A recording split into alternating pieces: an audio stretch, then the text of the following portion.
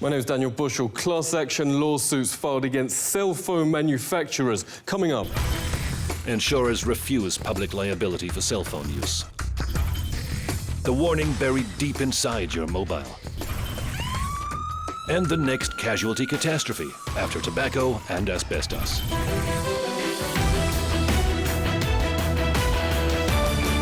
I would hold my cell phone here, and the tumor was right there. I always held it on my right side, right here. The industry should have put these warnings on these phones a long time ago. Professor Dariusz Leszczynski is one of the world's leading radiation biologists and brave. He knew phone manufacturers would try to end his career for printing groundbreaking research proving cell phones do cause biological damage. Professor Leszczynski joins us. Great to see you. How did the industry react? So far, I think I didn't experience any smear campaign, but in my case, it was just that the industry used the influence to prevent funding of my research projects. Studies like Professor Leszczynski's now allow top neurosurgeons to issue a stark cell phone warning. It's essentially cooking the brain.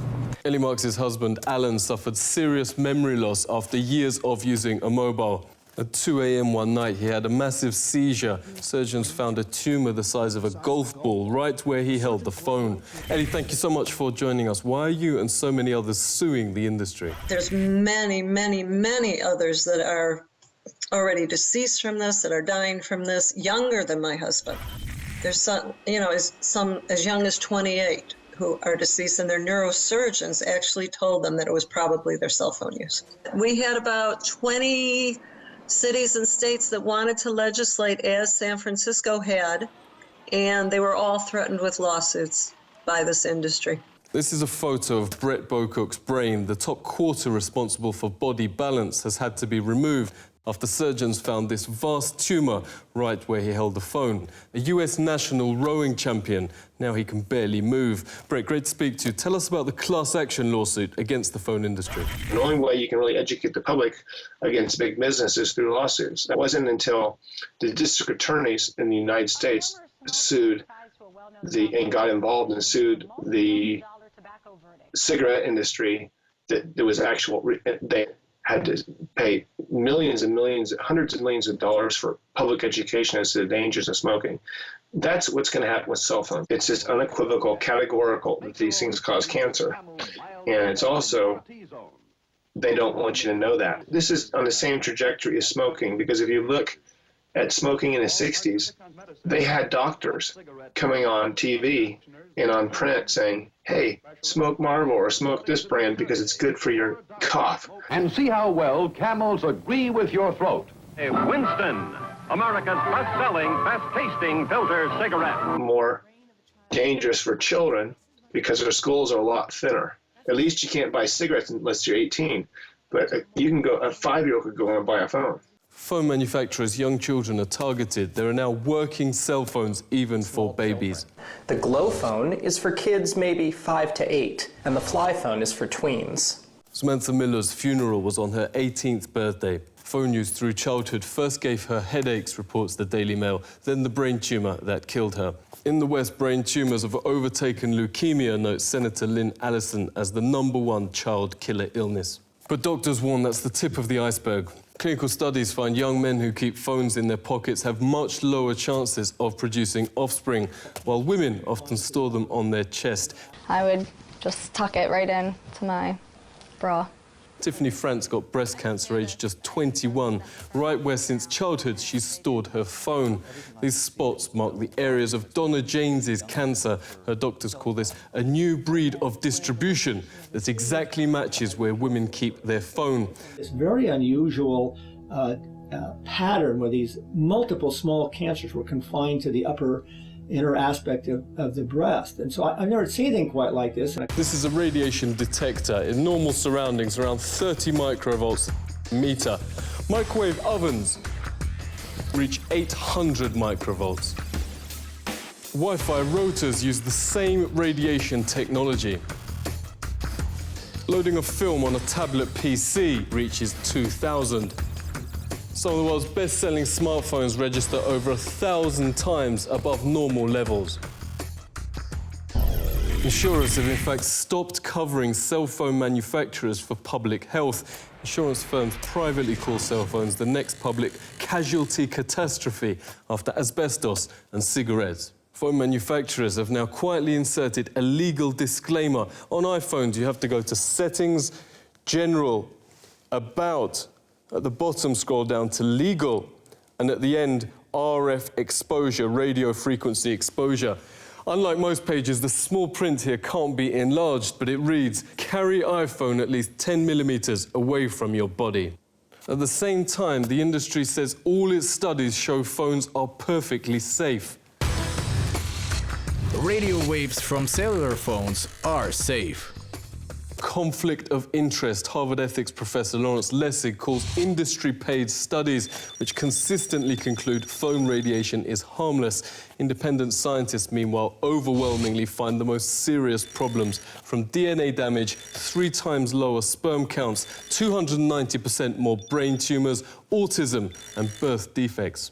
Former senior White House advisor and leading epidemiologist Dr. Devra Davis has testified to Senate on the subject. She joins us. Great to see you. How do you explain the completely opposite findings between industry and independent studies? Anytime there was independent research, what industry would do was 3 things.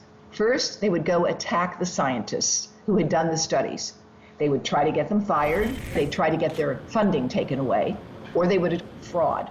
Then when that didn't work, they hired other scientists who knew nothing about the field to do studies that looked like they were replicating the other studies, but they really weren't. And when all of those things failed, they wrote a memo in which they said, if the cellular industry done its job, we think war gamed the science. That's a quote. War-gamed the science. Now, science is not a matter of war, not a matter of games. We're deadly serious about our health and that of our children. Wargaming reveals this leaked Motorola email is industry-paid studies purely for reassuring the public. We have sufficiently wargamed the issue. A sting has exposed how easy it is to get phony studies in print.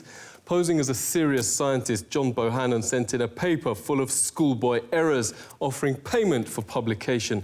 Incredibly, more than half the journals in these countries all around the world published it, even lying to the public that the study had been peer-reviewed. Investigative journalist Anthony Gucciardi has broken numerous health scandals. Great to see you. Surely big business wouldn't fake studies to put millions of lives at risk. Do we have documented precedents? This is exactly like Eli Lilly, which in the 1980s knew that Prozac was leading to suicides and aggressive behavior, the exact opposite effect of what they wanted. They knew that in the 1980s after they conducted the research.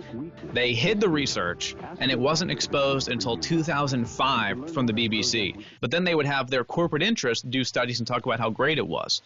Now, of course, they're required to admit, yeah, the antidepressants do cause suicide, aggressive behavior. Pretty much every shooter is on them. When these cell phone companies are forced to admit, yeah, the cell phone radiation does cause brain tumors, it does do all this, and they're already saying this in their manuals. So it's already coming out, but once the public is aware of this fact, it will be even worse than depressants. It will be even worse than tobacco. We invited the powerful industry lobby CTIA to discuss the issues raised in this report. They sent this one-line refusal. Thank you for contacting us, but we will not be able to do this interview. The industry's most respected journalist is Dr. Louis Slessin, editor of Microwave News since 1981. Louis, great to speak to you. There seems to be a parallel universe, what the industry says and everyone else. The whole system is broken. People are not being told the truth. It's crazy. It's easy to say we made a mistake on tobacco after we know that tobacco is killer. The point is to take action. Actions being taken outside the US. France is moving schools back from Wi-Fi to cabled internet. Countries from Germany to Israel and Finland are moving to stop cell phone sales to kids. But Obama just made industry chief lobbyist Thomas Wheeler head of the regulator itself, the FCC. A former administration official calls it another astonishing conflict of interest. So doctors who want parents at least informed of cell phone dangers to their kids say they aren't holding their breath. Seek truth from facts. This is The Truth Seeker.